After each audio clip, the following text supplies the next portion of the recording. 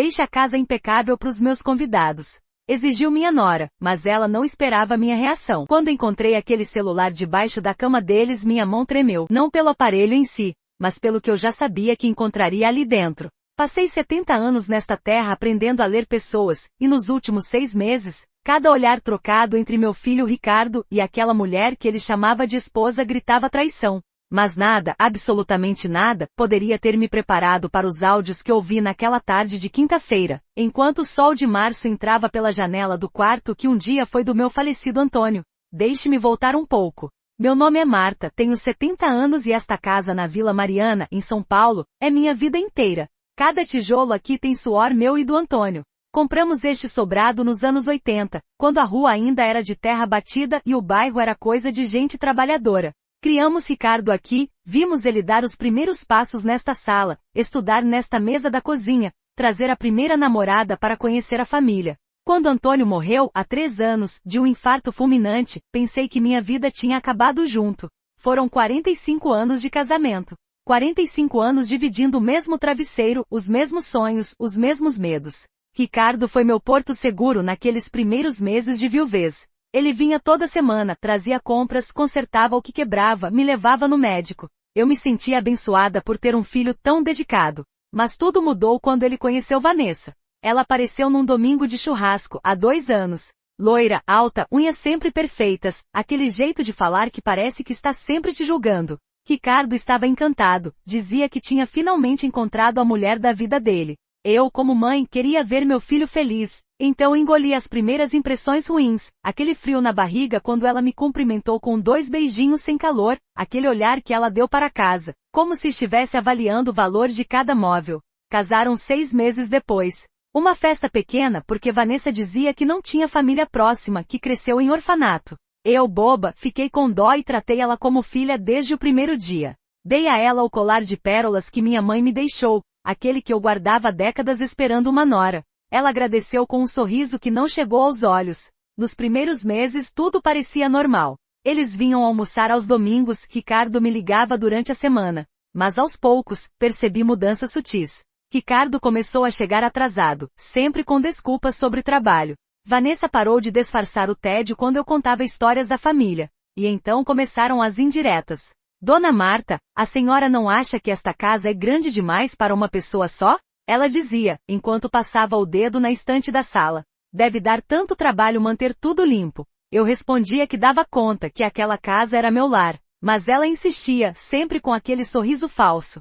E Ricardo, meu filho, meu único filho, apenas baixava a cabeça e mudava de assunto. As coisas pioraram nos últimos 6 meses. Ricardo perdeu o emprego na empresa de logística onde trabalhava há 10 anos. Disse que foi corte de pessoal, que a empresa estava em crise. Vanessa ficou furiosa, fez um escândalo na frente de todos no almoço de domingo, gritando que ele era um incompetente, que ela não tinha casado para passar necessidade. Eu defendi meu filho, disse que era só uma fase, que ele logo encontraria outro emprego. Ela me olhou com tanto desprezo que senti um calafrio. Foi quando começaram a vir aqui com mais frequência. Sempre com pedidos. Dona Marta, podemos guardar umas coisas no seu porão? O apartamento deles está apertado. Dona Marta, podemos usar sua impressora? A nossa quebrou. Dona Marta, dá para fazer aquela sua macarronada no domingo? Vamos trazer uns amigos. Eu aceitava tudo, feliz por ter meu filho perto, por sentir que ainda era útil. Até que chegou aquela quarta-feira, 3 semanas atrás. Vanessa me ligou de manhã cedo. Precisavam da casa no sábado para um almoço importante, clientes do novo trabalho que Ricardo tinha conseguido. Queriam impressionar, fechar negócios. Pediram para eu passar o final de semana na casa da minha irmã Conceição, em Santo André. E antes de ir, precisava deixar a casa impecável. Impecável, ela repetiu 3 vezes. Deixe a casa impecável para os meus convidados, Dona Marta. Limpe bem os banheiros, passe cera no chão, lave as cortinas, organize as almofadas. Ah, e deixe a geladeira cheia, vou mandar uma lista de compras. Você entende, né? É importante para a carreira do Ricardo. Não era um pedido. Era uma ordem. E pela primeira vez em 2 anos, senti raiva. Raiva de ser tratada como empregada na minha própria casa. Mas o que doeu mesmo foi perceber que Ricardo estava do lado dela, concordando com tudo em silêncio. Ouvi a voz dele ao fundo, apressando ela para desligar. Aceitei porque sou mãe e mães fazem sacrifícios. Passei os 3 dias seguintes limpando cada canto desta casa.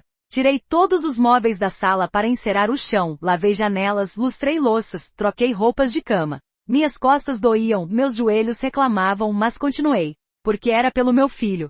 Na sexta-feira, véspera do tal almoço, eles chegaram com malas. Iam passar a noite aqui para preparar tudo cedo no sábado. Vanessa inspecionou a casa como um general, apontando cantos que eu supostamente tinha esquecido. Ricardo evitava meu olhar. Fiz café, preparei um jantar, arrumei o quarto de hóspedes para mim porque eles dormiram no meu quarto, na minha cama. Não consegui dormir naquela noite. Fiquei ouvindo os dois conversando no andar de cima, rindo, enquanto eu estava ali, exilada no quartinho dos fundos que um dia foi despensa. Às 4 da manhã, desisti de tentar dormir e fui para a cozinha fazer um chá. Sentei na mesa, aquela mesma mesa onde Antônio e eu tomamos café por décadas, e chorei. Chorei baixinho para ninguém ouvir, por me sentir invisível, descartável, inútil. Quando o sol nasceu, sequei as lágrimas e voltei a trabalhar. Arrumei as flores que tinha comprado, preparei as entradas que Vanessa tinha exigido na lista, organizei os copos de cristal que ganhei no meu casamento. Às 9 da manhã, Ricardo desceu bocejando e me encontrou na cozinha. Mãe, o que você ainda está fazendo aqui? Os convidados chegam ao meio-dia. Você não ia para a casa da tia Conceição? Vou já, filho. Só estou terminando de preparar tudo. Ele não agradeceu. Apenas pegou um copo de suco e voltou para o quarto. Vanessa desceu meia hora depois, já arrumada, maquiagem perfeita, e fez a mesma pergunta. Respondi que estava indo. Ela revirou os olhos. Melhor mesmo. Não queremos que você fique por aqui constrangendo os convidados. Aquilo doeu mais do que qualquer tapa. Peguei minha bolsa, algumas roupas, e subi para buscar meus remédios no banheiro do segundo andar. Foi quando ouvi Vanessa gritando lá de baixo. Ricardo, cadê meu celular? Você viu?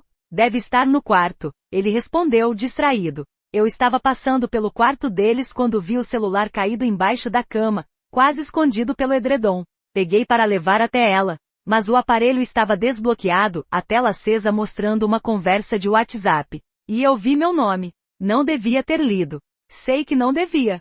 Mas quando você vê seu próprio nome numa mensagem, é impossível não olhar. E o que vi me fez esquecer de respirar. A conversa era entre Vanessa e alguém salvo como Bruno. Mensagens recentes, daquela mesma manhã. Bruno, você ainda aí na casa da véia? Vanessa, sim, essa víbora não sai nunca. Tô louca pra finalizar logo isso. Bruno, quando ela assina? Vanessa, semana que vem.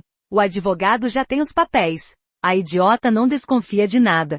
Minha mão tremeu tanto que quase derrubei o celular. Continuei lendo, o coração batendo tão forte que senti na garganta. Bruno, e o filho? Ele tá dentro? Vanessa, tá. O imbecil deve tanto dinheiro de jogo que topou tudo. Depois que ela assinar, vendemos a casa, sumimos com a grana e deixamos a velha na rua. Ou melhor, no asilo de pobre que o Ricardo achou. 3.000 por mês, a gente nem vai sentir no bolso. Bruno, genial, amor. Por isso que eu te amo. Linda e inteligente. Vanessa, eu que te amo. Só falta finalizar essa palhaçada de casamento fake. Mas calma, amor. Depois que a herança sair, eu peço divórcio e a gente vai curtir nosso dinheiro em paz. Vai valer a pena ter aguentado esse idiota por 2 anos. Sentei na cama deles, ainda segurando o celular. 2 anos de mentira. 2 anos fingindo ser minha nora, fingindo amar meu filho, tudo por esta casa. E Ricardo, meu próprio filho, estava envolvido. O filho que criei, que amamentei, que acordei de madrugada quando tinha febre, que consolei em cada tristeza, estava tramando me colocar no asilo. Voltei ao início da conversa, semanas atrás. Havia áudios. Cliquei no primeiro com mãos trêmulas e baixei o volume para o mínimo, encostando o aparelho no ouvido. Era a voz de Vanessa. Você precisava ver a cara da velha hoje, amor. Ela limpou a casa inteira feito uma escrava. E o melhor, ela acha que é pela carreira do Ricardo. Que carreira? O imbecil foi demitido por roubar. Mas ela não sabe de nada, acredita em tudo que a gente fala. A voz de Bruno respondeu. Quanto tempo falta? Vanessa riu. Pouco. O advogado do meu primo conseguiu falsificar uns laudos médicos dizendo que ela tá com demência. Na semana que vem apresentamos pro juiz, conseguimos a interdição, e aí ela assina tudo o que a gente quiser. Ricardo vai ser o curador legal, e eu, como esposa dele, vou ter acesso aos bens também. Essa casa vale quase 3 milhões, amor. 3 milhões. Dá para a gente viver bem por muito tempo. 3 milhões. Passei a vida inteira nesta casa sem saber que valia tanto. O bairro mudou, valorizou e eu nem prestava atenção. Para mim era apenas meu lar. Tinha mais áudios. Vários. Cliquei em outro. A melhor parte, Bruno, é que o Ricardo é tão estúpido que acha que vou ficar com ele. Imagina, eu com esse perdedor. Estou apenas usando ele para conseguir o dinheiro. Depois que vendermos a casa, vou sumir com minha parte e a gente se muda para Portugal, como planejamos. Deixa ele aqui com as dívidas dele e pronto. Outro áudio mais recente. Hoje a velha quase me fez perder a paciência. Ficou chorando porque eu mandei ela limpar o banheiro de novo. Que mulher dramática. Mas enfim, falta pouco. Semana que vem ela assina, e 2 semanas depois a casa está vendida. Já tem o comprador até, o incorporador que quer demolir e construir um prédio. Ele vai pagar à vista em dinheiro vivo. Metade para mim e Ricardo, metade para você e eu gastarmos. Fiquei ali sentada, não sei por quanto tempo. A casa girava ao meu redor. Meu filho. Meu próprio filho. As memórias passavam pela minha cabeça como um filme. Eu acordando de madrugada quando ele era bebê. Antônio e eu fazendo horas extras para pagar a escola particular. Eu vendendo meus poucos brincos de ouro para comprar a primeira bicicleta dele. Antônio adiando a aposentadoria para ajudar Ricardo a pagar a faculdade. E ele retribuiu planejando me trancar num asilo e roubar tudo que construímos. Ouvi passos na escada. Rapidamente tirei fotos de tudo que pude, as conversas, os nomes, as datas. Enviei tudo para meu próprio celular. Depois apaguei as fotos que tirei e deixei o celular exatamente onde encontrei, caído embaixo da cama. Desci as escadas com pernas bombas. Vanessa estava na sala, ao telefone, provavelmente com algum convidado. Sorriu falsamente quando me viu. Achou meu celular, Dona Marta? Não, filha. Não vi não. Deve estar por aí. Ela bufou e subiu correndo. Ricardo estava na cozinha, conferindo as bebidas. Mãe, você ainda aqui? Já está tarde, os convidados vão chegar. Olhei para meu filho. Realmente olhei. Vi um estranho. Um homem que eu não conhecia, que era capaz de me trair da forma mais cruel possível. Mas respirei fundo e sorri. Vou já, filho. Só vim me despedir. Boa sorte no seu almoço. Ele mal me olhou. Obrigado, mãe. Tchau. Tchau, meu filho. Peguei minha mala pequena e saí pela porta dos fundos. Mas não fui para a casa da Conceição. Fui direto para um café na esquina e pedi um chá bem forte. Precisava pensar. Precisava planejar. Porque vejam bem, eu não passei 70 anos neste mundo sendo boba. Minha mãe sempre dizia, Marta, mulher forte não faz escândalo. Mulher forte espera o momento certo e age com inteligência. E eu, Marta de Oliveira Santos, estava prestes a provar que tinha aprendido muito bem essa lição. Sentada naquele café, com meu celular na mão e todo o conteúdo que tinha acabado de descobrir, comecei a montar meu plano. Primeiro, liguei para Conceição e contei tudo. Minha irmã, que sempre foi mais temperamental que eu, quis vir imediatamente para cá arrancar satisfações. Eu a acalmei. Não, Conceição. Escândalo agora não resolve nada. Eles vão negar, vão dizer que estou louca, vão usar isso a favor deles. Lembra das mensagens sobre o laudo falso de demência? Se eu aparecer descontrolada, vão dizer que o laudo está certo. Ela concordou, contrariada. O que você vai fazer então? Vou dar a eles exatamente o que querem. Vou parecer a velhinha confusa e indefesa que eles acham que sou. E enquanto isso, vou descobrir cada detalhe do plano deles, cada cúmplice, cada mentira. E quando eu souber tudo, vou destruir essa farsa de uma vez por todas. Você precisa de advogado, Marta. Precisa proteger seu patrimônio. Eu sei. Já tenho um em mente. O Dr. Mendes tinha sido advogado do Antônio por anos. Homem sério, competente, de confiança. Liguei para ele daquela mesma cafeteria e expliquei a situação. Ele me orientou a não assinar absolutamente nada sem consultá-lo primeiro, e marcamos uma reunião para segunda-feira. Também me aconselhou a documentar tudo, gravar conversas se possível, juntar evidências. Passei o final de semana na casa da Conceição, mas minha cabeça estava a mil. Montei um plano detalhado. Primeiro, precisava confirmar algumas informações que tinha visto nas mensagens. Segundo, precisava descobrir mais sobre esse Bruno. Terceiro e mais importante, precisava entender até onde Ricardo estava disposto a ir com essa traição. Na segunda de manhã, fui ao escritório do Dr. Mendes. Mostrei tudo a ele, as fotos das conversas, transcreve os áudios que tinha ouvido. Ele ficou pálido. Dona Marta, isso é grave. Muito grave. Falsificação de laudos médicos, fraude, conspiração para apropriar-se ilegalmente de bens. Seu filho e sua nora podem ser processados criminalmente por isso. Eu quero processar. Quero que paguem por tudo. Mas quero mais que isso, Dr. Mendes. Quero que sejam expostos publicamente, que todo mundo veja que tipo de pessoas eles são. Ele pensou por um momento. Existe uma forma de fazer isso, mas vai exigir paciência e coragem da senhora. Vai ter que continuar fingindo que não sabe de nada enquanto reunimos provas sólidas e irrefutáveis. Tenho paciência e coragem de sobra. Então vamos precisar de um investigador particular. Alguém que possa seguir sua nora, descobrir mais sobre esse Bruno, confirmar as informações sobre o advogado corrupto que está falsificando laudos. Quanto mais evidências tivermos, mais forte será nosso caso.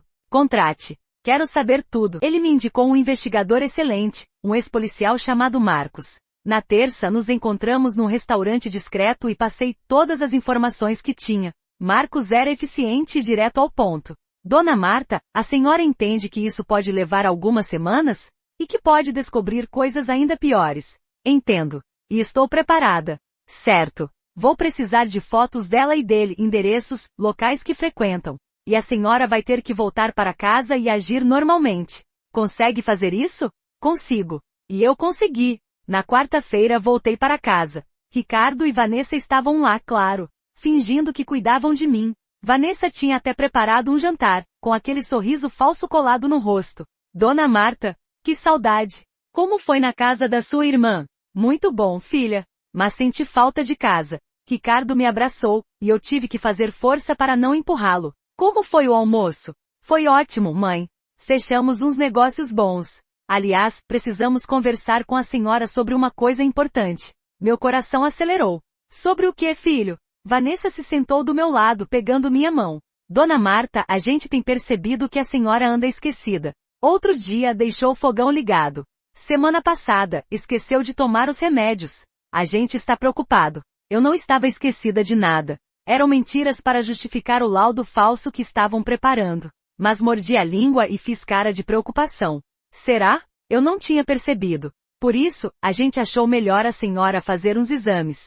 Já marquei com um neurologista muito bom, Dr. Campos. É semana que vem, quinta-feira. Dr. Campos. Anotei mentalmente o nome para passar ao Dr. Mendes. Tudo bem, filho. Se vocês acham necessário. Eles trocaram um olhar de vitória, como se eu tivesse caído direitinho na armadilha. Mas a armadilha, meus queridos, era minha. Nos dias seguintes, interpretei o papel da minha vida. A velhinha confusa. Esquecia coisas propositalmente. Perguntava a mesma coisa 2 vezes. Deixava armários abertos. Vanessa e Ricardo se deliciavam com cada deslize meu. Vi nos olhos deles a certeza de que estava funcionando, que logo teriam o que queriam. Enquanto isso, Marcos trabalhava. E as descobertas foram devastadoras. Bruno não era apenas o amante de Vanessa. Era seu comparsa de longa data. Eles aplicavam esse golpe havia anos. Seduzir homens com algum patrimônio ou herança, casar ou fingir relacionamentos sérios, desviar dinheiro e bens e desaparecer. Ricardo era apenas o último de uma lista de vítimas. Marcos descobriu pelo menos outros 4 casos nos últimos 10 anos. O advogado corrupto, Doutora Saraiva, era primo de Bruno. Ele realmente estava falsificando laudos médicos em troca de uma porcentagem da fraude. Marcos conseguiu provas de outras falsificações dele, outros idosos que tinham sido declarados incapazes fraudulentamente. E a parte mais chocante, Ricardo tinha dívidas com agiotas. Mais de 200 mil reais. Ele tinha perdido o emprego não por corte de pessoal, mas porque foi pego desviando dinheiro da empresa. A empresa não processou para evitar escândalo, mas o demitiu por justa causa. E as dívidas de jogo eram reais. Ele estava desesperado. Quando Vanessa descobriu sobre as dívidas, ao invés de ajudar o marido, viu uma oportunidade. Seduziu ele com a ideia de vender minha casa, resolver os problemas dele e ainda sobrar dinheiro para os dois recomeçarem. Meu filho, fraco e desesperado, aceitou. Aceitou trair a própria mãe. Dr. Mendes reuniu tudo em um dossiê completo. Conversas impressas, fotos, relatórios do investigador, registros bancários mostrando as dívidas de Ricardo, histórico criminal de Vanessa e Bruno, provas das fraudes anteriores do Doutora Saraiva. Era um arsenal de evidências. Mas eu queria mais. Queria o momento perfeito para expor tudo isso. E a oportunidade apareceu. Vanessa estava fazendo 50 anos em 3 semanas. Ela planejava uma festa enorme, um evento que seria o coroamento da vida dela como a esposa bem-sucedida de Ricardo. Tinha alugado o salão do clube mais chique da região, convidado mais de 200 pessoas. E adivinha quem ia pagar a conta? Ela planejava usar meu dinheiro, obviamente. Já tinha começado a me fazer assinar cheques, dizendo que era para compras da casa. Deixei ela assinar os cheques que quisesse. Mas liguei para o banco e bloqueei pagamentos acima de R$ 1.000 sem minha confirmação pessoal presencial. Vanessa não sabia disso ainda. A festa seria no último sábado de abril. Faltavam 15 dias. Tempo suficiente para preparar minha própria surpresa. Liguei para Marcos. Preciso de mais uma coisa. Um ator. Alguém que possa interpretar o Bruno. Ele entendeu na hora. A senhora quer infiltrar alguém na festa? Quero. Alguém que se pareça com o Bruno o suficiente para fazer Vanessa surtar quando vir. E que seja bom ator o bastante para seguir um roteiro que vou preparar. Conheço a pessoa perfeita. É caro, mas é bom. Pague. Eu cubro os custos. No dia da consulta com o Dr. Campos, o neurologista corrupto, fui acompanhada secretamente pelo meu próprio médico, Dr. Paulo, que me acompanhava há 20 anos. Ele ficou em outra sala, mas gravou toda a consulta fraudulenta. Dr. Campos fez um teatro absurdo, me fazendo perguntas confusas de propósito, anotando respostas que eu não tinha dado, claramente montando um laudo falso. No final, confirmou para Ricardo que eu tinha sinais preocupantes de demência e que precisaria de um curador. Ricardo assinou os papéis que o Dr. Campos preparou com uma facilidade que me quebrou o coração. Meu filho, meu único filho, estava me condenando a uma vida de prisão legal sem sequer pestanejar. Mas mantive a calma. Sorri, agradeci ao médico, e deixei Ricardo me levar para casa achando que tinha conseguido. Dr. Paulo, por sua vez, preparou um laudo verdadeiro com exames legítimos, comprovando que eu estava em perfeita saúde mental. Esse laudo seria juntado ao processo que Dr. Mendes já estava preparando contra todos os envolvidos. Os dias passavam, e eu fingia demência crescente. Mas nas horas em que ficava sozinha, planejava cada detalhe da minha vingança. Não seria uma vingança destrutiva, não. Seria justiça. Seria expor a verdade da forma mais pública e humilhante possível. Marcos me trouxe o ator numa terça-feira. Ele se chamava Fernando, tinha 38 anos, e realmente tinha uma semelhança impressionante com o Bruno das fotos que tínhamos conseguido. Alto, moreno, aquele tipo de homem que mulheres como Vanessa acham irresistível. Conversamos por horas no escritório do Dr. Mendes, onde preparamos o roteiro completo do que aconteceria na festa. Fernando, você vai se passar por Bruno. Vai aparecer na festa como convidado surpresa e vai seguir exatamente o que está neste roteiro. Pode fazer isso? Ele leu atentamente os papéis que preparei, sorrindo de vez em quando. Dona Marta, a senhora é brilhante. Vou fazer e vou fazer bem feito. Essa mulher vai ter o maior choque da vida dela. Eu ainda tenho uma carta na manga, disse eu, abrindo uma pasta que tinha guardado. Vanessa não sabe, mas descobri que Bruno tem um histórico criminal. Marcos conseguiu o registro dele. Ele foi preso por estelionato há 10 anos. E tem uma característica muito específica, uma tatuagem de escorpião no braço esquerdo. Fernando olhou para o próprio braço. Isso é fácil de resolver. Tatuagem temporária. Vou fazer uma idêntica. Ótimo. Agora vamos aos detalhes do vídeo. Sim, eu tinha preparado um vídeo. Com a ajuda de um amigo da Conceição que trabalhava com edição, compilei todas as conversas, áudios, fotos e documentos numa apresentação de 20 minutos. Não era apenas um vídeo de exposição.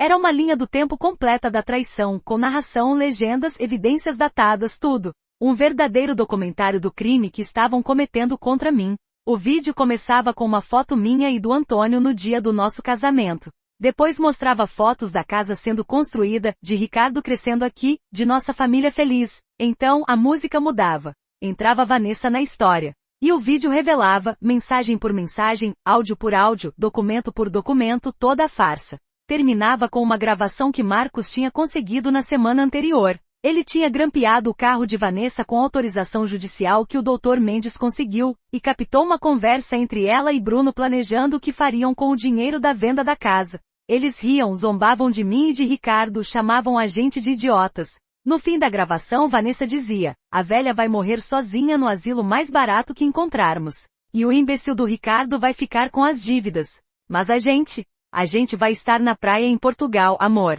O vídeo terminava com essa frase na tela em letras enormes, enquanto tocava um silêncio sepulcral de 10 segundos. Depois aparecia meu rosto, gravado no dia anterior, olhando diretamente para a câmera. Mas eu descobri tudo. E hoje vocês vão pagar. Dr. Mendes tinha conseguido permissão especial com o juiz para executarmos esse plano. Oficiais de justiça estariam presentes na festa à paisana. A polícia estaria em alerta. Tudo legal, tudo documentado. O juiz, quando viu as evidências, ficou chocado e autorizou a operação imediatamente. Disse que em 40 anos de carreira, nunca tinha visto uma fraude tão elaborada e cruel contra um idoso. Também descobri algo que me deu força extra. Não era apenas sobre mim. Marcos descobriu que o Dr. Saraiva tinha declarado pelo menos 15 idosos como incapazes fraudulentamente nos últimos 5 anos. 15 famílias destruídas, 15 pessoas perdendo tudo que construíram na vida. Meu caso seria o que derrubaria toda essa rede criminosa.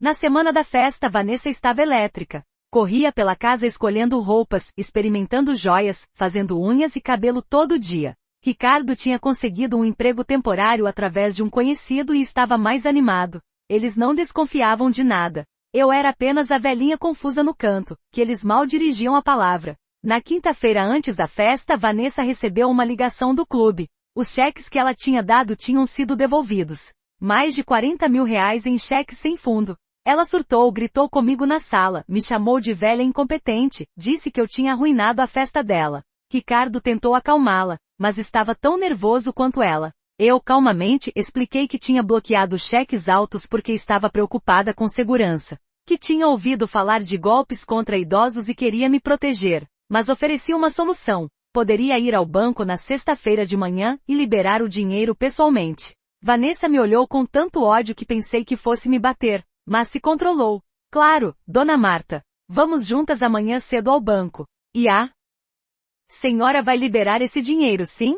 Vou, filha. Pode deixar. Na sexta de manhã, fomos ao banco. Mas não liberei o dinheiro para os cheques. Ao invés disso, conversei com o gerente, Sr. Tavares, que me conhecia há décadas, e pedi para ele fingir que havia um problema técnico que só seria resolvido na segunda-feira. Tavares entendeu na hora que algo estava errado e colaborou perfeitamente. Vanessa ficou furiosa, mas o que podia fazer? Ligou para Bruno desesperada pedindo dinheiro emprestado. Ele disse que não tinha. Ela então ligou para fornecedores, renegociou, prometeu pagar na semana seguinte, mentiu dizendo que era problema do banco. Conseguiu manter a festa de pé, mas por pouco. O sábado amanheceu ensolarado. Um daqueles dias de outono em São Paulo onde o céu fica azul sem nuvens e a temperatura é perfeita. O salão do clube estava lindo, decorado com flores brancas e douradas, tema que Vanessa escolheu porque dizia que era sofisticado. Os convidados começaram a chegar ao meio-dia. Eu cheguei com Conceição às 12h30. Vanessa tinha insistido para eu ir, obviamente para manter as aparências de família feliz. Tinha até me dado um vestido novo, rosa claro, muito bonito. Aceitei, vesti, me arrumei direitinho. Queria estar impecável para meu momento de glória. O salão estava cheio. Mais de 200 pessoas, todas bem vestidas, taças de champanhe na mão. Vanessa circulava radiante, cumprimentando todos, aceitando parabéns. Ricardo estava ao lado dela, desconfortável no terno novo que ela tinha comprado para ele. Vi os oficiais de justiça à paisana perto da saída. Vi o Dr. Mendes sentado numa mesa discreta no fundo. Vi Marcos próximo ao palco onde haveria as apresentações. Tudo estava posicionado. Faltava apenas o ator principal aparecer. Às 14h, depois do almoço, a festa estava animada. A banda tocava, as pessoas dançavam. Foi quando Vanessa subiu ao palco para agradecer a presença de todos. Ela discursou emocionada, falando sobre família, amor, gratidão. Mentiu dizendo que Ricardo e eu éramos as pessoas mais importantes da vida dela.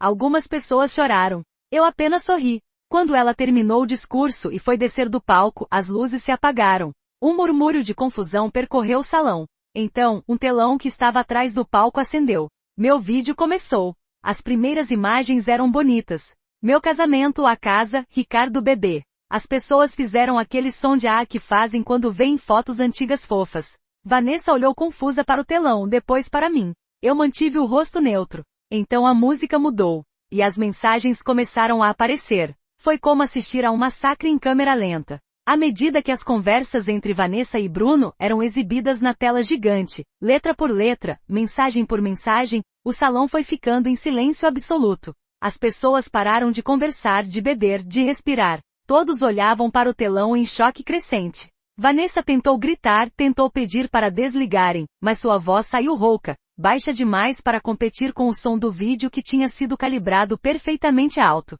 Ricardo estava congelado, com o rosto branco feito papel. Os áudios começaram. A voz de Vanessa encheu o salão.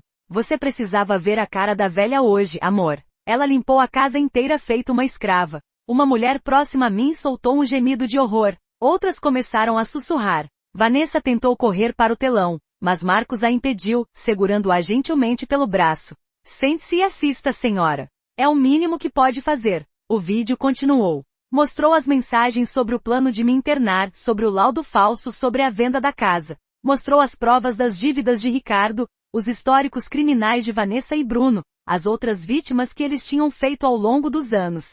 Foi quando Fernando apareceu. Ele entrou pela porta principal do salão, andando calmamente em direção ao palco. Usava uma camisa social com as mangas dobradas, mostrando a tatuagem temporária de escorpião no braço esquerdo. Idêntica que Bruno tinha. Vanessa viu ele e gritou. Um grito agudo, de pavor absoluto. Bruno? O que você está fazendo aqui? A confusão foi instantânea. As pessoas olharam para Fernando, depois para o telão onde o nome Bruno aparecia nas conversas e entenderam. Algumas se levantaram das cadeiras. Outras pegaram os celulares para filmar. Fernando subiu ao palco com calma. Olá, querida. Surpresa de me ver? Vanessa estava em pânico. Como você, eu não te convidei. Você não podia. Fernando sorriu. Aquele sorriso ensaiado que combinamos. Um homem não pode aparecer no aniversário da mulher que ama? Foi quando Ricardo finalmente reagiu. Quem é você? Por que está chamando minha esposa de amor? Fernando se virou para ele com uma expressão de pena convincente. Oh, amigo. Sinto muito que descubra assim. Mas Vanessa e eu estamos juntos há 3 anos. Desde antes dela conhecer você. Mentira. Vanessa gritou. Eu não conheço esse homem. É um impostor. Impostor? Fernando tirou o celular do bolso. Então você não me mandou essa mensagem ontem? Ele mostrou para as câmeras de celular que já estavam gravando. Era uma mensagem real que Marcos tinha conseguido, onde Vanessa mandava um beijo para Bruno e dizia estar ansiosa para finalizar tudo logo. O salão explodiu em murmúrios. Vanessa tentou pegar o celular de Fernando, mas ele se esquivou. Isso foi editado. Vocês estão armando contra mim. Foi quando eu me levantei. Caminhei lentamente até o palco, sob os olhares de todos. Subi os degraus com dificuldade, porque meus joelhos realmente doíam, mas subi. E me posicionei no centro do palco, ao lado de Fernando, de frente para minha nora e meu filho. Não foi editado, Vanessa. Assim como não foram editadas as dezenas de conversas que você teve com o verdadeiro Bruno planejando roubar minha casa e me trancar no asilo. Minha voz saiu firme, clara, ecoando pelos alto-falantes do salão. A plateia estava em silêncio absoluto. Dona Marta, Ricardo tentou falar, mas eu levantei a mão. Não, Ricardo. Agora você vai me ouvir. Você e ela. E todos aqui presentes. Porque eu passei 70 anos nesta terra aprendendo que a verdade sempre vem à tona. E hoje é o dia que a verdade de vocês dois vem à tona. O vídeo continuava rodando atrás de mim. Mostrava agora o laudo falso do Dr. Saraiva com narração explicando a fraude. Mostrava o contrato de venda da casa que eles já tinham preparado sem eu saber. Mostrava transferências bancárias que Ricardo tinha feito para agiotas. Vocês dois acharam que eu era uma velha tola. Uma coitada que não percebia nada. Que era fácil de enganar, fácil de manipular, fácil de descartar. Minha voz tremeu não de medo, mas de raiva contida. Eu que limpei sua boca quando era bebê, Ricardo. Eu que acordava de madrugada quando você tinha pesadelo. Eu que vendi minhas joias para pagar seus estudos. E você retribuiu planejando me jogar num asilo e roubar tudo que seu pai e eu construímos. Mãe, eu posso explicar. Explicar o quê? Que você está devendo 200 mil reais para agiotas porque tem vício em jogo. Que foi demitido por desviar dinheiro da empresa. Que topou vender a casa da sua própria mãe para pagar suas dívidas. Apontei para o telão. Está tudo aqui. Cada mentira. Cada traição. Cada centavo que vocês planejavam roubar. Vanessa finalmente encontrou a voz. Você não tem provas reais. Isso é montagem. Esse homem apontou para Fernando. É um ator. Vocês armaram tudo isso. Tenho provas sim. O Dr. Mendes subiu ao palco nesse momento, carregando uma pasta grossa. Tenho laudos médicos verdadeiros provando que Dona Marta não tem nenhum tipo de demência. Tenho gravações autorizadas judicialmente de suas conversas planejando a fraude. Tenho o histórico criminal completo de você e do verdadeiro Bruno, incluindo os 4 homens que vocês aplicaram golpes similares antes. Tenho os documentos falsos que vocês prepararam. E tenho, ele abriu a pasta e retirou um papel, um mandado de prisão preventiva para você, seu comparsa Bruno e o Dr. Saraiva. Os oficiais de justiça, que até então estavam discretos, se aproximaram. Vanessa tentou correr, mas não tinha para onde ir. As saídas estavam bloqueadas. Ela caiu de joelhos no palco, chorando, implorando. Por favor, foi tudo ideia do Bruno. Ele me manipulou. Eu sou vítima também. Vítima? Minha voz saiu dura feito ferro. Vítima é a dona Socorro, de 76 anos, que vocês deixaram na miséria há 2 anos quando roubaram a casa dela em Campinas. Vítima é o seu João, de 81, que morreu de desgosto 6 meses depois que vocês desapareceram com toda a economia de vida dele. Eu tenho os nomes de todos, Vanessa. Investiguei tudo. E todos vão ter justiça. Ricardo estava sentado no chão, a cabeça entre as mãos. Ele não chorava, apenas balançava a cabeça repetidamente. Fui até ele, me abaixei com dificuldade e segurei seu rosto entre minhas mãos. Ele levantou os olhos para mim, e vi neles não arrependimento, mas pânico. Mãe, eu sinto muito. Eu estava desesperado. As dívidas, os agiotas ameaçando, eu não sabia o que fazer. Você sabia exatamente o que fazer, Ricardo. Podia ter vindo conversar comigo. Podia ter pedido ajuda. Seu pai deixou um seguro de vida que eu nunca usei. Tinha dinheiro guardado que eu daria para você sem pensar 2 vezes. Mas você escolheu me trair. Escolheu acreditar nessa mulher ao invés de confiar em sua própria mãe. Soltei seu rosto e me levantei. Os oficiais estavam levando Vanessa algemada. Ela gritava, esperneava, chamava todo mundo de louco. Mas ninguém no salão tinha pena dela. Vi nos rostos das pessoas nojo, repulsa, alguns até filmando tudo para postar nas redes sociais. Ricardo não foi preso naquela hora. O Dr. Mendes explicou depois que por ele não ter histórico criminal e ter colaborado parcialmente quando confrontado depois, embora à força, o juiz decidiu que ele responderia em liberdade. Mas os processos criminais estavam abertos. Fraude, associação criminosa, falsidade ideológica. Ele poderia pegar de 4 a 8 anos de prisão. Quanto a mim, solicitei formalmente meu desquitamento definitivo dele como filho na esfera civil. Não queria mais nenhuma ligação legal com aquele homem que me traiu tão profundamente. A festa acabou ali, obviamente. As pessoas saíram em silêncio, comentando em grupos. Alguns vieram me cumprimentar, me abraçar, dizer que tinham pena do que aconteceu. Outros evitaram meu olhar, constrangidos por terem acreditado na farsa de Vanessa. Conceição me levou para casa. No caminho, finalmente chorei. Chorei por tudo que perdi, meu filho, minha ilusão de família feliz, minha ingenuidade. Mas também chorei de alívio. Porque tinha sobrevivido. Porque tinha lutado. Porque tinha vencido. Nos dias seguintes, a história virou notícia. Primeiro nos jornais locais, depois nos nacionais. Idosa desmascara nora e filho em golpe milionário, diziam as manchetes. A cara de Vanessa sendo levada algemada viralizou nas redes sociais. O clube onde foi a festa cancelou dezenas de eventos em solidariedade a mim, dizendo que não queriam ser associados àquele tipo de gente. O verdadeiro Bruno foi preso 3 dias depois, tentando fugir para o Paraguai. O doutor Saraiva foi pego no consultório, negando tudo até apresentarem as provas. Os 3 foram processados não só por mim, mas por todas as outras vítimas que tiveram coragem de vir à tona depois que meu caso foi divulgado. O clube social onde Vanessa era sócia a expulsou imediatamente. O condomínio onde ela morava iniciou o processo de despejo. Ricardo perdeu o emprego temporário que tinha conseguido, porque ninguém queria contratar alguém envolvido em escândalo de abuso contra idoso. A casa, minha casa, continuou sendo minha. Todos os documentos fraudulentos foram anulados. O Dr. Mendes conseguiu bloqueio judicial de todos os bens que Vanessa tinha em nome próprio para ressarcimento de danos morais que pedi. E surpreendentemente vários dos antigos convidados da festa se ofereceram para testemunhar a meu favor em todos os processos. 3 semanas depois da festa fatídica, Ricardo me procurou. Apareceu na porta de casa numa tarde chuvosa, magro, abatido, com olheiras fundas. Eu estava na varanda tomando chá quando o vi parado no portão. Não o deixei entrar. Desci os degraus lentamente e fiquei do outro lado do portão de ferro que seu próprio pai tinha instalado anos atrás. Mãe, por favor. Eu preciso falar com a senhora. Fale daqui mesmo.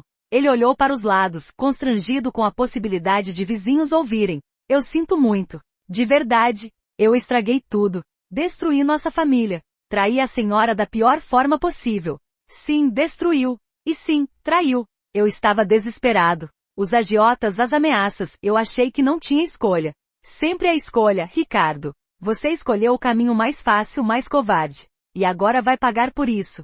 Ele começou a chorar. Não aquele choro de criança que eu consolava quando ele era pequeno. Era um choro de homem quebrado, patético. Eu não vou para a prisão, mãe. Meu advogado conseguiu um acordo. Vou prestar serviços comunitários, pagar multa. Mas minha vida acabou. Ninguém me contrata. Estou morando num quarto alugado. Não tenho nada. Parte de mim, aquela parte maternal que nunca morre completamente, sentiu uma pontada de pena. Mas a parte que ele tinha traído, machucado, destruído era maior. Você tem suas escolhas, Ricardo. Tem suas consequências. E tem sua vida inteira pela frente para aprender a ser um homem melhor do que foi até aqui. Mas a senhora é minha mãe. A senhora não pode me ajudar? Só dessa vez? Eu te ajudei a vida inteira. Te dei tudo. E você retribuiu tentando me roubar e me trancar no asilo. Não, Ricardo. Não vou te ajudar. Vai se virar sozinho, como um adulto deveria fazer. Ele ficou ali parado, chorando, esperando que eu mudasse de ideia. Mas não mudei. Depois de 10 minutos ele foi embora, andando devagar sob a chuva, sem olhar para trás. Conceição, que tinha assistido tudo da janela, veio me abraçar. Você fez a coisa certa, Marta. Eu sei. Mas dói do mesmo jeito. Um mês depois, comecei a reorganizar minha vida. A casa estava vazia demais, cheia de memórias ruins agora. Então tive uma ideia. O quarto que Ricardo e Vanessa usavam quando ficavam aqui estava intocado desde a festa. Roupas deles ainda estavam no armário, produtos de beleza dela no banheiro, sapatos espalhados. Eles nunca voltaram para buscar nada com medo de me encontrar. Então eu mesma arrumei tudo. Separei cada peça de roupa, cada acessório, cada objeto que eles tinham deixado. E transformei o quarto num brechó. Não foi por dinheiro. Foi por princípio. Coloquei cada vestido caríssimo de Vanessa à venda por R$ 20. Cada sapato de marca por 10. Os ternos de Ricardo por 15. Fiz placas escritas à mão e pendureci na porta. Brechó da Marta, roupas de gente de duas caras em promoção. As vizinhas adoraram.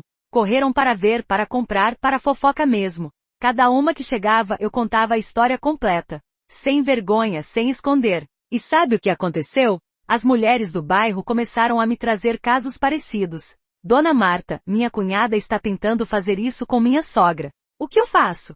Dona Marta, desconfio que meu genro está desviando dinheiro da conta da minha filha. Posso pedir sua ajuda? Virei uma espécie de conselheira não oficial contra golpes em idosos. Dr. Mendes, vendo isso, sugeriu que eu formalizasse. Criamos um projeto social chamado Respeito aos Mais Velhos. Eu dava palestras em centros comunitários, ensinava idosos a se protegerem, explicava os sinais de alerta, os tipos de golpe mais comuns. A mídia adorou. Fui entrevistada em programas de TV, jornais, revistas. Sempre contava minha história sem filtro, mostrando as evidências, explicando como descobri, como me protegi. Virei um símbolo de resistência. Vanessa foi condenada a 6 anos de prisão por estelionato qualificado, associação criminosa e falsidade ideológica. Bruno pegou 8 anos pelos crimes acumulados com as outras vítimas. O doutor Saraiva perdeu o registro médico e foi condenado a 5 anos, além de ter que indenizar todas as vítimas de seus laudos falsos.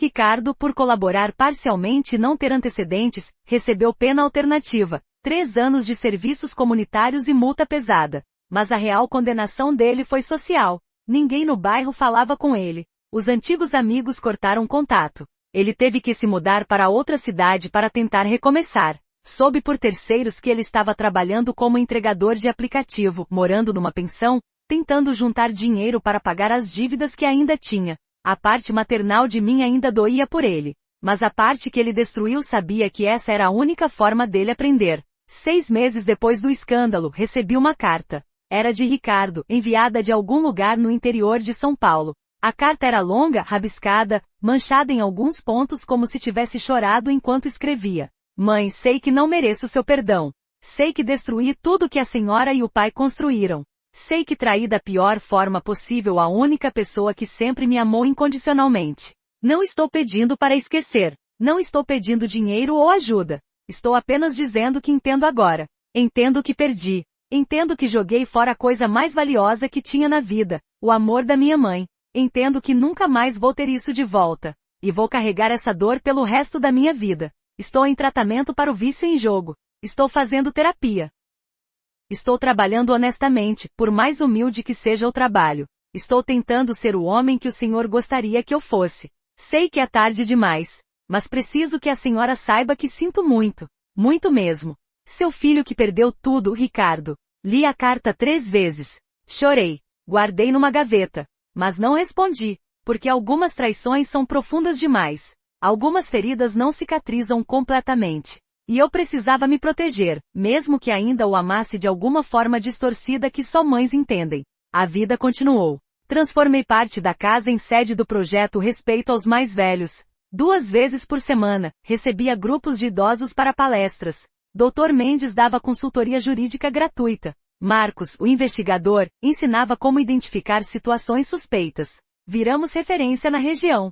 O brechó no quarto de Ricardo e Vanessa virou atração turística. Não vendia mais roupas deles, obviamente aquilo acabou rápido. Mas mantive o espaço como memorial do que aconteceu. Coloquei nas paredes fotos da festa fatídica, manchetes de jornal, documentos do processo.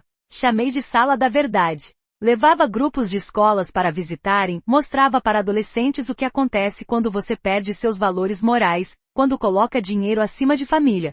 Muitos professores me agradeceram depois, dizendo que foi a melhor aula de ética que os alunos já tiveram. Conceição vinha toda semana, ficávamos na varanda tomando chá, comentando as novidades. Ela dizia que eu estava diferente, mais forte, mais firme. E ela tinha razão. A traição que quase me destruiu acabou me reconstruindo de uma forma que eu nunca imaginei possível. Fiz novos amigos. Dona Socorro, uma das vítimas de Vanessa e Bruno que apareceu depois que meu caso foi divulgado, virou minha companheira de caminhadas matinais. Tinha 76 anos, tinha perdido tudo para o casal, mas estava reconstruindo sua vida com a indenização que conseguimos juntas no processo. Também conheci o seu Geraldo, viúvo de 73 anos que tinha passado por situação parecida com a filha e o genro. Ele começou a aparecer nas palestras do projeto, depois ofereceu ajuda na organização. Viramos amigos, depois algo mais. Nada sério, nada apressado. Apenas companheirismo de quem entende a dor um do outro. 1 ano depois do escândalo, a Rede Globo fez uma matéria especial sobre meu caso no Fantástico. Foram 3 repórteres, passaram 2 dias gravando, entrevistando todo mundo. Quando o programa foi ao ar num domingo à noite, meu telefone não parou de tocar. Gente do Brasil inteiro querendo contar suas histórias, pedindo ajuda, oferecendo apoio. O projeto cresceu. Conseguimos patrocínio da prefeitura de empresas locais. Abrimos filiais em 3 bairros diferentes de São Paulo. Treinamos voluntários.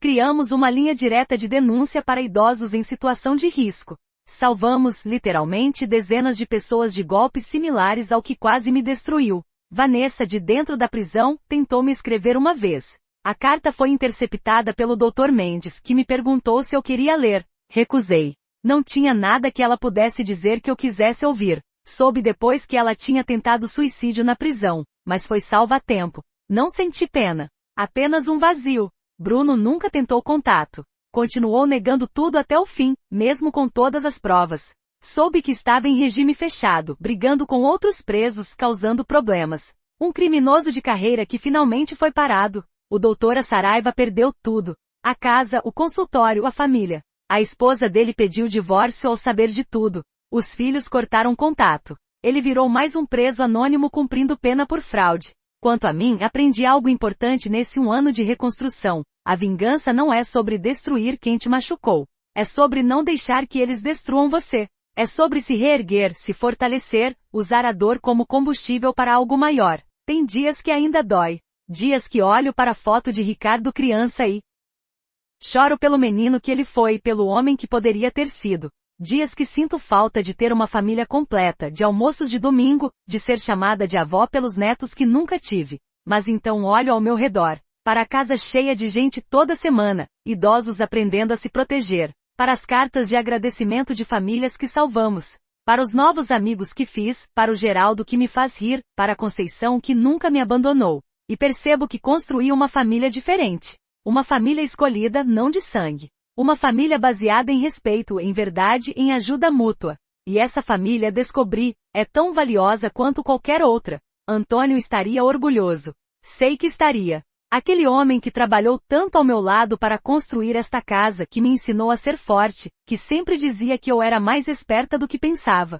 Ele estaria sorrindo agora, vendo o que fiz com a dor, como transformei quase destruição em reconstrução não só minha, mas de tantos outros. 2 anos depois, recebi outra carta de Ricardo. Dessa vez mais curta. Mãe, sei que não mereço seu tempo, mas preciso que saiba, estou diferente. De verdade. Trabalho numa ONG que ajuda pessoas com dívidas a se reorganizarem financeiramente. Uso minha história como exemplo do que não fazer. Terminei o tratamento do vício. Estou há 1 ano e meio sem jogar. Conheci uma mulher, Isabel, que também está em recuperação. Estamos nos ajudando. Não peço perdão porque sei que não posso pedir. Só quero que saiba que seu filho morreu naquele dia que a traiu. E outro homem nasceu das cinzas dele. Um homem melhor. Ou tentando ser. Ricardo. Dessa vez, guardei a carta numa caixa especial. E depois de uma semana pensando, escrevi de volta. Não foi uma carta de perdão.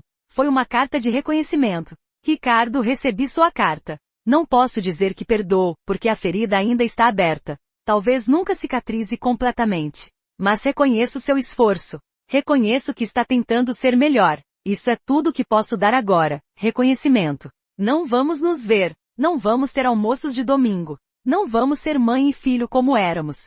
Mas desejo de coração que você consiga ser o homem que está tentando ser. Sua mãe, Marta. Enviei a carta e chorei o dia inteiro. Chorei pelo que foi, pelo que poderia ter sido, pelo que nunca seria. Mas no dia seguinte acordei e continuei. Porque a vida é isso, continuar mesmo quando dói. O brechó fechou depois de 1 ano. Transformei o quarto no escritório para o projeto. Pintei as paredes de azul claro, coloquei estantes com livros sobre direitos dos idosos, uma mesa grande para reuniões. Apagou-se o último vestígio físico de Ricardo e Vanessa dali. Mas a Sala da Verdade continuou, agora como parte permanente das visitas guiadas que organizamos. 3 anos depois do escândalo, fui homenageada pela Câmara Municipal como cidadã benemérita da cidade. Recebi a medalha no evento formal com discurso e tudo. Falei sobre respeito, sobre dignidade, sobre a importância de proteger os mais velhos. No final citei Antônio. Meu falecido marido sempre dizia que a vida nos testa não para nos quebrar, mas para nos mostrar do que somos feitos. E ele estava certo. A plateia se levantou em aplausos. Vi pessoas chorando. Vi idosos acenando, sorrindo, se sentindo representados. E senti que tinha valido a pena. Todo o sofrimento, toda a dor, toda a traição. Tinha valido porque transformei em algo maior que eu. Hoje tenho 73 anos. A casa continua sendo minha, e agora é também um centro de resistência, de luta, de proteção. As paredes que quase me foram roubadas são hoje paredes que abrigam esperança para centenas de pessoas. Ricardo mora em Campinas agora, trabalha honestamente segundo me contam. Soube que casou com a tal Isabel, que estão estáveis, que ele virou uma referência na ONG onde trabalha. Parte de mim quer acreditar que ele realmente mudou. Outra parte nunca vai confiar totalmente. E aprendi a conviver com essas duas partes. Vanessa ainda está presa. Vai cumprir mais 2 anos. Não sei o que acontecerá com ela depois. Não me importo mais. Ela é apenas uma nota de rodapé na minha história. Não mais o capítulo principal que quase foi. Bruno saiu da prisão há 6 meses em liberdade condicional. Imediatamente tentou aplicar outro golpe e foi preso novamente. Algumas pessoas não aprendem. Não mudam. E a justiça eventualmente encontra todos. Quanto a mim, aprendi que envelhecer não significa enfraquecer. Aprendi que ser mãe não significa ser capacho. Aprendi que família não é quem tem seu sangue, mas quem respeita sua dignidade. Aprendi que vingança não é sobre ódio, é sobre justiça. E justiça não é sobre punir, é sobre impedir que outros sofram o mesmo. Toda vez que alguém me pergunta como consegui superar tudo, respondo com a frase que se tornou meu lema. Eles queriam a casa impecável? Agora está limpa até da sujeira que eles eram. E as pessoas riem, entendem, se inspiram. Porque no final minha história não é sobre traição. É sobre resiliência. Não é sobre perda. É sobre reconstrução. Não é sobre ser vítima. É sobre ser sobrevivente. Sentada agora na varanda com Geraldo ao meu lado, tomando chá da tarde, olhando para a rua arborizada que vi mudar ao longo de décadas, sinto paz. Uma paz que não é ausência de dor, mas convivência com ela. Uma paz que vem de saber que fiz o que precisava fazer, que protegi o que precisava proteger, que me tornei quem precisava me tornar. A campainha toca. É mais um grupo de idosos chegando para a palestra semanal. Geraldo se levanta para abrir o portão. Eu termino meu chá, arrumo o cabelo e me preparo. Porque agora é isso que faço. Protejo, ensino, fortaleço. E sabe de uma coisa? É muito mais gratificante do que aquela vida que eu tinha antes. Aquela vida de ilusão, de família falsa, de amor não correspondido. Esta vida que construí das ruínas é real. É verdadeira. É minha. Quando entro na sala e vejo os rostos ansiosos dos idosos esperando para ouvir minha história, meu conselho, minha força, sorriu. E começo como sempre começo. Meu nome é Marta, tenho 73 anos, e vou contar para vocês como quase perdi tudo, mas ganhei muito mais no processo. Porque essa é a verdade que aprendi. Às vezes precisamos perder tudo para descobrir o que realmente importa. E o que importa não são as casas, o dinheiro, os bens materiais. O que importa é a dignidade, o respeito, a capacidade de se levantar depois de cair. E eu me levantei. Não apenas me levantei. Voei. Mais alto e mais forte do que jamais voei antes. E agora ajudo outros a voarem também. Esta casa que quase foi roubada de mim, hoje abriga mais vida do que jamais abrigou. Mais histórias, mais esperança, mais amor verdadeiro. E cada cômodo, cada canto, cada parede, conta a história de uma mulher que não se deixou quebrar. Conta a história de resistência. Conta a história de justiça. Conta a minha história. E quando daqui a muitos anos eu não estiver mais aqui, quando esta casa finalmente passar para outras mãos, sei que deixarei um legado. Não de dinheiro ou bens, mas de coragem, de luta, de prova de que nunca é tarde para se defender, para buscar justiça, para se reerguer. Os idosos na sala estão em silêncio, atentos. Começo a contar cada detalhe, cada momento, cada emoção. E vejo nos olhos deles o mesmo que vi nos meus 3 anos atrás, medo, dor, mas também esperança. Esperança de que se eu conseguir, eles também podem. Esperança de que não estão sozinhos. Esperança de que existe justiça, existe proteção, existe um caminho através da escuridão. E essa esperança que planto em cada pessoa que passa por aqui, essa é minha verdadeira vingança. Não contra Ricardo ou Vanessa ou Bruno, mas contra a ideia de que idosos são descartáveis, enganáveis, fracos. Somos fortes. Somos sábios. Somos sobreviventes. E juntos, somos invencíveis. Esta é minha história. Esta é minha lição. Esta é minha vida agora. E está finalmente verdadeiramente completamente impecável.